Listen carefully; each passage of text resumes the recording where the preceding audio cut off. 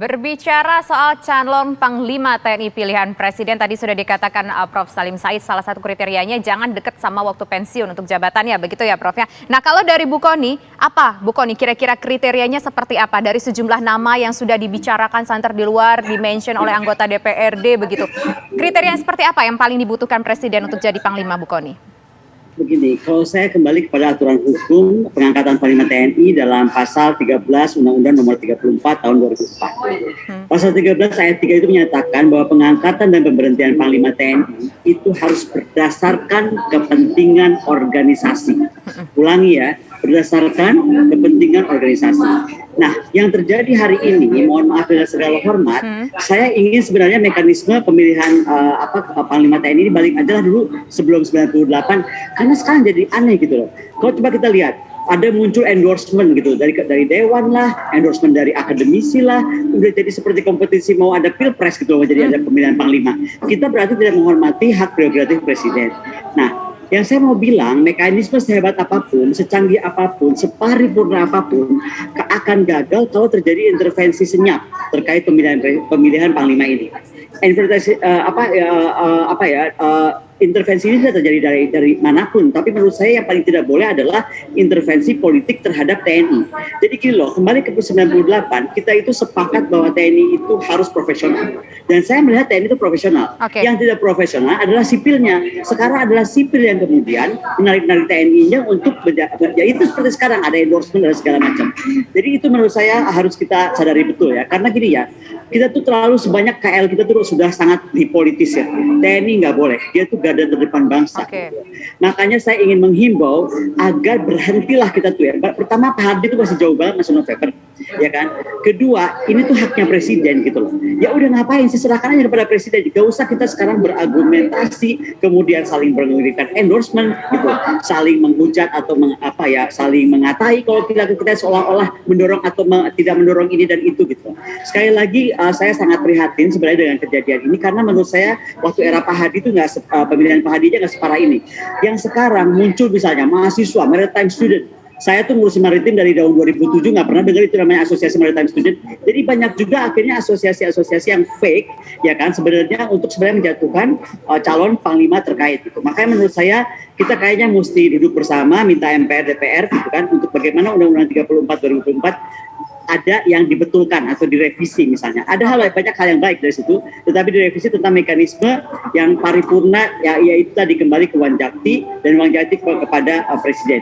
Baik kepada kepala staf Angkatan Darat, kepala staf Angkatan Laut, kepala staf Angkatan Udara, dan Panglima TNI sendiri. Itu menurut saya. Baik, kita sepakat di sini jangan dipolitisasi. Begitu TNI itu juga adalah garda terdepan sebuah negara, begitu ya Bu ya. Tapi begini, ini sudah terlanjur keluar Bu, nama-nama ini. Kita tidak bermaksud untuk menjatuhkan satu nama atau untuk mengendorse satu nama, tapi secara spesifik sebetulnya dengan kondisi kekinian Indonesia saat ini, dengan tantangan yang ada saat ini, kriteria seperti apa sih yang dibutuhkan? Apakah kedua nama ini dua-duanya memenuhi? Nanti dijawab ya, Prof. Salim dan juga Bu Kony. Kita harus menyimak kumandang azan maghrib untuk wilayah DKI Jakarta dan sekitarnya berikut ini pemirsa. Kami kembali sesaat lagi. Selamat maghrib bagi Anda yang berada di wilayah DKI Jakarta dan sekitarnya pemirsa. Kita lanjutkan kembali perbincangan. Saya ingin ke Prof. Salim Said. Prof, kita sepakat bahwa Panglima TNI adalah hak prerogatif Presiden. Tapi kalau kita melihat kebutuhan saat ini soal visi dan misi Presiden, kemudian kebutuhan NKRI dengan sejumlah tantangan yang ada, sosok seperti apa sih yang kita butuhkan? Panglima yang seperti apa sih sosok yang kita butuhkan, Prof? Yang paling tahu itu, yang harus paling tahu itu, karena yang bertanggung jawab adalah Presiden. Presiden bisa dapat masukan dari parlemen, bisa dapat masukan dari Menteri Pertahanan, dan dari siapa saja boleh, tidak terbuka. Sebab itu hak prerogatif Presiden. Kalau masukan dari Prof? Dari siapa? Dari Prof. Salim Said, masukan dari Prof. Salim Said sendiri sebagai pakar militer dan pertahanan, apa yang dibutuhkan, Prof? Presiden mestinya lebih tahu dari saya. Jadi jangan berharap saya dimintai nasihat dari Presiden. Begini loh, menjadi panglima itu kan sudah dipilih. Sebenarnya setiap panglima itu sudah jadi kepala staf, itu mestinya siap menjadi panglima. Kalau dalam perjalanan mutunya kurang, harus segera diganti oleh Presiden supaya calon berikut selalu siap bisa menjadi panglima. Jadi jangan diragukan lagi soal mutunya, soal kualitasnya, gitu. Oke, Jadi baik. nggak usah kita apa yang diperlukan. Yang tahu itu adalah kepala staf yang setiap saat bisa ditunjuk menjadi panglima, dan yang menunjuk itu adalah presiden. Presiden kan banyak penasehatnya, nggak perlu diumumkan, dia Baik. bisa cari info. Oke, baik. Nah, sekarang saya ingin ke Bu Kony. Bu Kony, ada sebuah statement yang mengatakan, ini statement dari wakil rakyat, mengatakan kalau dari segi giliran dari 3 matra itu, ada matra TNI Angkatan Darat, Angkatan Laut, dan Angkatan Udara, harusnya ada gilirannya lah begitu. Bu Kony sepakat atau tidak? Halo, Bu Kony? Dalam arti, halo? Ya, silakan Bu Kony. Kedengeran nggak? Ya, kedengaran. Oke, jadi gini, giliran itu kan nggak berarti dimaknai harus betul-betul langsung bergantian gitu kan. Jadi ada aturannya di apa tadi yang undang-undang saya sampaikan gitu, bahwa pada ayat pada ayat 3 ya, dapat secara bergantian oleh perwira tinggi. Jadi nggak harus bergiliran. Bergantian tidak bermakna bergiliran. Oke, tapi saya mau masuk kepada tadi kira-kira kriteria yang ditanyakan tadi ya. Tanpa mendahului presiden gitu. Tadi saya tuh agak prihatin pada saat pembukaan acara ini ketika kita melihat kapten yang menjadi korban di Papua kemarin. Nah, menurut saya PR kepada Panglima ke depan adalah mungkin membantu apa yang sudah dibuat oleh Panglima Hadi selama ini, adalah bagaimana juga kita membuat tentara khusus yang khusus gitu loh, lebih khusus lagi. Seperti misalnya begini, tentara yang punya regular training, tahu sekali daerah tersebut. Misalnya saja hari ini kan kita nggak menyangka dari Papua Barat. Jadi mereka yang sudah harus hafal betul medan Papua Barat. Bagaimana misalnya nanti tiba-tiba ke puncak es gitu kan.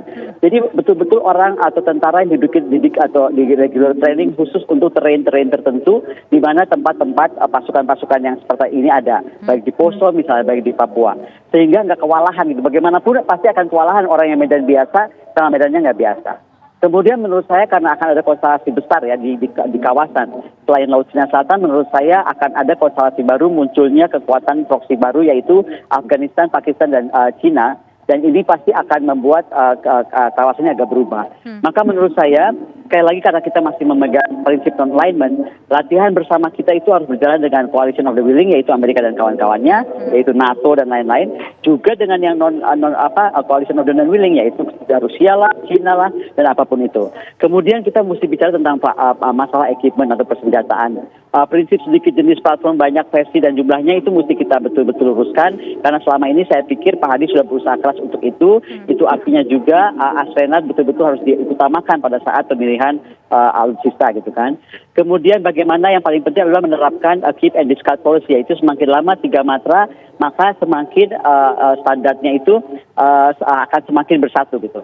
Kemudian masalah personil, yaitu personil bagaimana sebenarnya normalisasi masalah surplus jabatan itu nggak boleh lagi terjadi, apalagi kalau ada isu sekarang misalnya saya dengar akan ada perpanjangan waktu pensiun. Nah, bagaimana supaya isu penumpukan jabatan itu nggak terjadi lagi. Kemudian yang paling penting adalah bagaimana mungkin PR pada memisahkan antara fungsi prajurit tempur dan fungsi prajurit administratur. Menurut saya ini terjadi, sekarang ini masih kayak dilompat-lompat gitu ya. Tapi menurut saya mungkin ke depannya, karena tadi ya saya menimbang kawasan bagaimana akan ke depan, maka prajurit tempur harus terus di prajurit tempur, prajurit administrasi harus di administrasi. Kita juga bicara tentang infrastruktur, bagaimana forward base kita, Pangkalan Aju, serta Mobile Task Force, misalnya kapal induk, sudah betul-betul kita pilihkan. Demikian juga doktrin. Karena visi Presiden tentang poros maritim dunia yang menurut saya menjadi poros dirgantara dan poros terbukaan dunia, itu betul-betul harus merombak doktrin klasik Trimatra terpadu menjadi doktrin terbaru, yaitu proyeksinya itu adalah Blue Water Navy yang didukung oleh kekuatan udara dan kekuatan darat gitu. Jadi itu beberapa hal yang menurut saya ada menjadi PR untuk Panglima baru siapapun itu di antara tiga-tiganya. Kemudian faktor logistik yaitu penyeragaman melalui standarisasi militer, dan terakhir bagaimana simplifikasi logistik ini juga harus banyak menghindari kerumitan yang peralatan yang terjadi hari ini, karena kita harus menuju TNI yang mampu melakukan interoperabilitas. Oke, dari ketiga nama tersebut, apakah Bu Kony ngelihat ada kriterianya di antara masing-masing atau ketiga-tiganya sudah memenuhi Bu Kony? Tiga-tiganya memenuhi, makanya tiga-tiganya menjadi kepala staf. Kalau nggak memenuhi, nggak akan menjadi kepala staf. Oke, baik. Bu Kony, begini, kalau kita sepakat bahwa tiga-tiganya memenuhi, tapi semua prerogatifnya adalah sama Presiden. Tapi kan begini, Panglima TNI yang sekarang ini kok tidak salah pensiun nanti di November 2021. Artinya sebelum itu sudah harus ada nama Panglima yang diajukan oleh Presiden. Paling lambat menurut Bu Kony kapan harusnya nama itu keluar, Bu Kony? Saya nggak mau terjebak ke sana karena sekali lagi saya sepakat dengan Pak Salim Said. Saya nggak mau terjebak dalam pemilihan panglima ini seperti jadi kontestasi yang pemilihan pilpres gitu. Beda banget. Tidak boleh kita politisasi TNI. Tolong deh. Pengorbanan kita mereformasi TNI 98 dilakukan oleh Laksamana Widodo waktu itu adalah sebuah perjuangan besar. Kita tidak boleh lagi mundur ke belakang. Makanya sekali lagi saya minta mekanisme pasca 98 ini yang sekarang menurut saya akhirnya jadi mudah diintervensi, yang tadi seolah-olah ada endorse dari mana-mana gitu. Itu nggak boleh terjadi gitu loh. Jadi kembali lagi mekanisme sehebat apapun, secanggih apapun itu harus kembali ke Wanjakti.